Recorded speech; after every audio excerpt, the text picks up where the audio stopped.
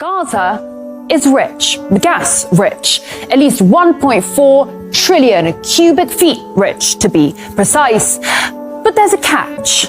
Geologists and natural resources economists have confirmed that the occupied Palestinian territory lies above sizable reservoirs of oil and natural gas wealth in Area C of the occupied West Bank and the Mediterranean coast off the Gaza Strip. To date, the real and opportunity costs of the occupation exclusively in the area of oil and natural gas have accumulated to tens, if not hundreds of billions of dollars. Back in 1999, the Palestinian authorities signed a deal with British Gas. Just off the Gaza coast, they struck it lucky, and 2 wells were drilled. That's Gaza Marine 1 and 2. It was a multi-billion-dollar gift from God, an economic boon both home and abroad. This is one of the key messages here today. There will be gas available for export. And from my conversations with Palestinian officials, including President Arafat, it is clear that they have no interest in just sitting on a gas surplus. At the formal announcement of the Gaza gas field in 1999, former Palestinian President Yasser Arafat described the new discovery as a gift from God to the Palestinian people. Palestinians in Gaza right now are energy dependent. Meanwhile, off their coast, they have gas that could make them energy rich. So if Gaza was able to exploit its own gas, which is just literally, kilometers out from the coastline, then maybe people in Gaza wouldn't have to be in darkness.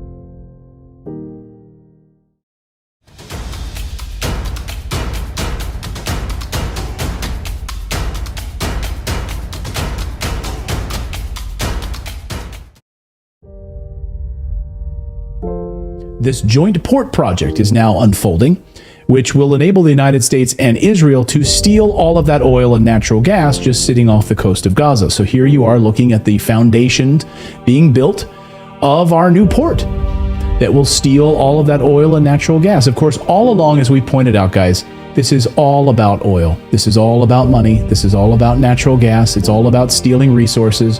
It's all about building beachfront condos. Right there. Look at this beautiful brand new port being built. It's going to be sitting on billions of dollars in resources. You know, there used to be homes here. There used to be buildings here. Those are being cleared out. So yes, we're building this, and it will station 1,000 American soldiers to protect the theft of oil that we're about to embark on. Can you believe this?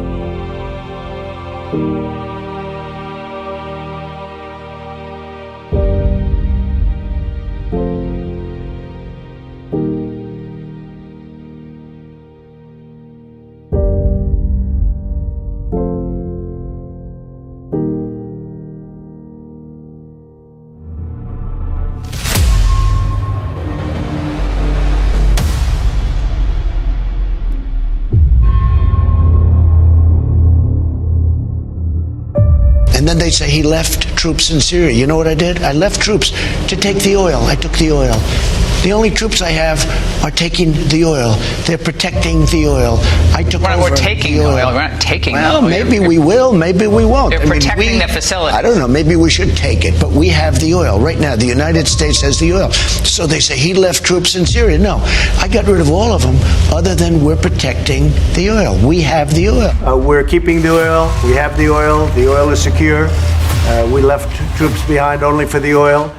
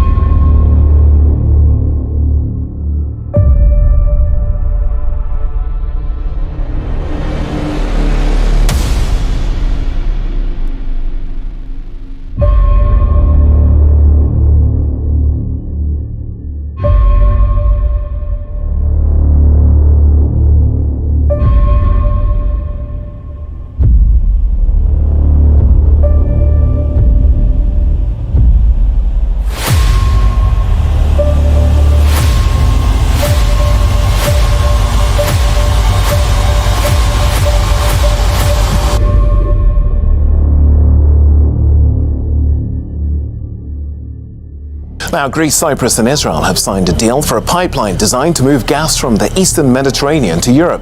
The East Med line is intended to provide an alternative gas source for energy-hungry Europe. The 2,000-kilometre pipeline will transfer up to 12 billion cubic meters a year from offshore gas reserves between Israel and Cyprus to Greece and then on to other countries in Southeast Europe. East Med pipeline is an ambitious plan to export an annual 20 billion cubic meters of natural gas gas from Israeli waters in the eastern Mediterranean to Europe. The 1,305-mile line will pass through Cyprus, Greece, and Italy and lie at a record 1.86 miles deep, a $7 billion project. There is competition. Last week, Russia and Turkey inaugurated the first stage of their gas pipeline to Europe, with a plan to export a similar amount. So who has the upper hand?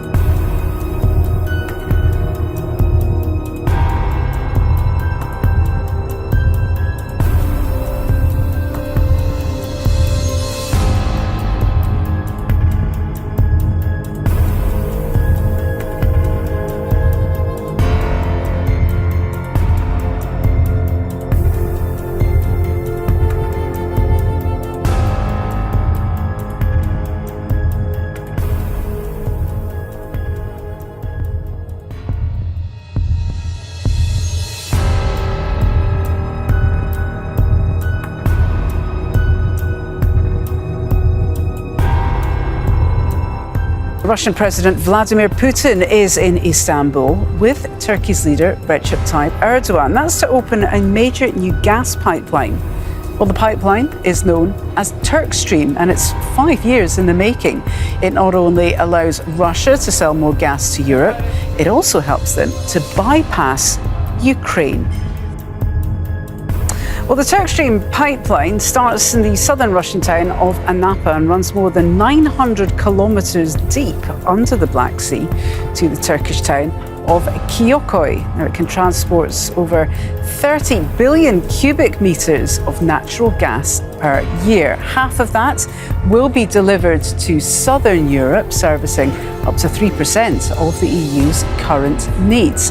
Russia already supplies around 40% of Europe's gas.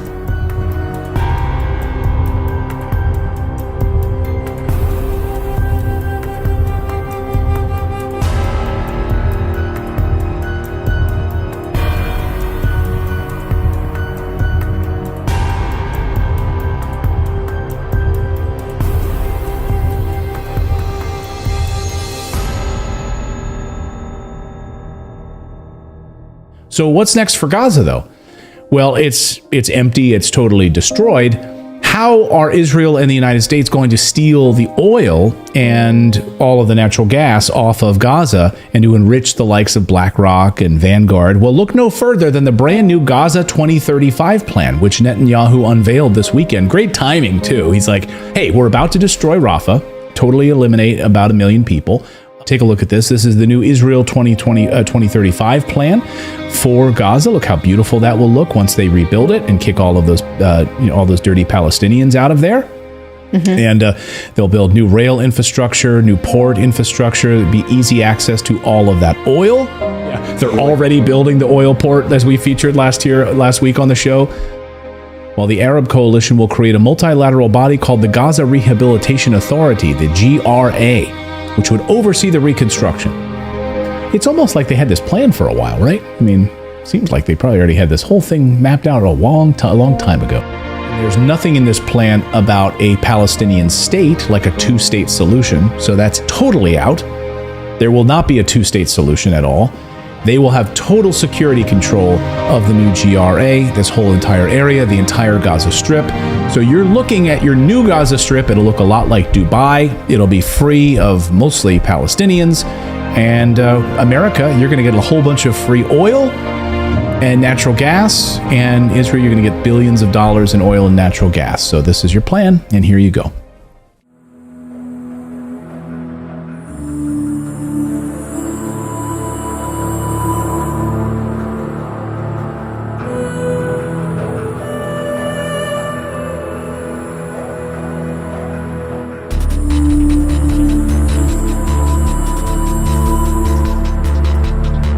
wars that Hamas carried out on October 7th, capturing civilians, capturing Israeli hostages, going to the music ceremony and grabbing hostages and horrific killing of civilians, which did happen. But who funded them? Who gave them weapons? So this big, think bigger about all of this. Like, what do they want to have the outcome be here? And why was there stand down orders given to Israeli soldiers on that day to sit back and wait to allow all of this to happen? Well, you're seeing the port being built. So start to think about where this money is flowing, and it's all about the money, resources, and oil right now that's coming. That's going to be sitting on billions of dollars in resources.